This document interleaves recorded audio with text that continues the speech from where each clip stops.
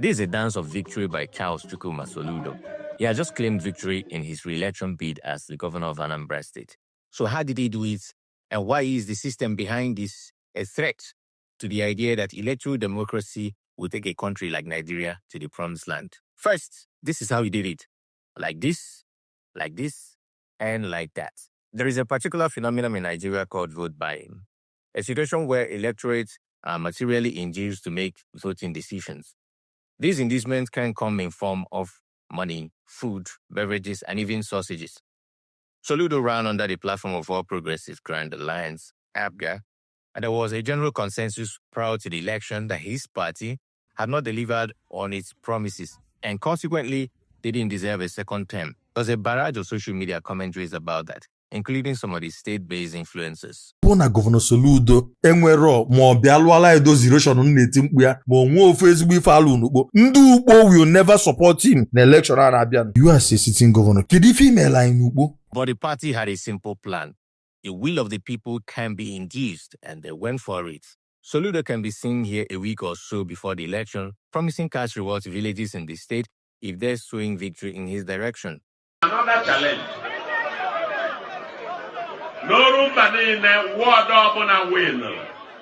Unu winra na ward una another ọ bụrụ 1 million again. Mana n'orumba niile ward gbakọrọ first ga-enwetakwa 5 million. Ward gbakọrọ second ga-enweta 3 million. Ward gbara third ga-enwetakwa 2 million. After November 8th, kedu ward ga-agba first kita? And as you can imagine, there must have been individuals who were promised appointments if they delivered their locality. This is not just limited to Soludo or Anambra State. This is a reflection of the broader political landscape in Nigeria. It was witnessed in Edo State prior to this and was widespread during the most recent general elections in 2023.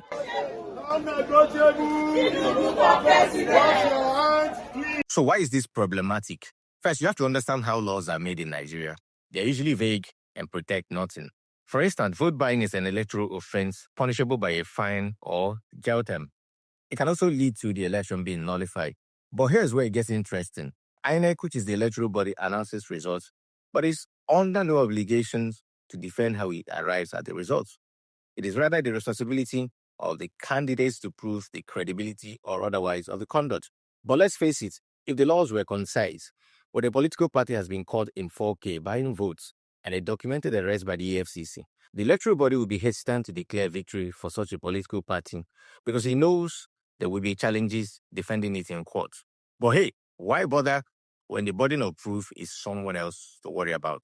The result becomes an obvious judicialization of elections. In the 2023 general elections, for instance, a total of 1,196 post-election petitions were filed out of the 1,491 constituencies, including the presidential seat. This means that approximately 80% of contested positions made it to the tribunal. But is this the answer? Certainly not, as can be concluded by its very own low success rate. Only about 5 to 10% of challenged polls end in nullification. Sometimes it even takes the country's apex court to come to a conclusion. The current president of Nigeria, Bola Tinubu, was accused by his opponents to have submitted falsified documents to INEC in the lead-up to the 23 polls, which was a clear violation of the Electoral Code. In submitting INEC nomination form, it is expected that every information like birth certificate, school certificate, tax clearance, etc., registered there are true, given that the candidates are required to sign a declaration of oath before a commissioner for oath in that regard.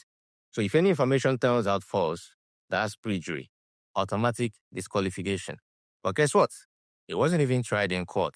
The Nigerian judiciary refused to hear it on technical grounds. So you've got an electoral body you cannot trust. You've got a judiciary that is up for the highest bidder. So how exactly is it progressive to continue banking on electoral democracy for the sort of leadership that can usher in economic prosperity in Nigeria? 2027 will all be back at the polls again to repeat the same cycle, pretend to have a power to choose, but arrive at a predetermined outcome. What sort of democracy is this? I'll tell him. It is exactly the democracy the creators of Nigeria want for Nigeria. It is designed to elect the exact leaders that we elect.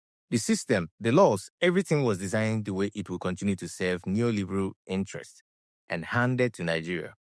The original designers are still lurking around in the present-day Nigeria, actively participating in every proposed reform. The truth is, if we are to make it as a country, the system has to go. So when next you get angry at Nigerian politicians, just know that there is a system that is behind them. And that system has to go.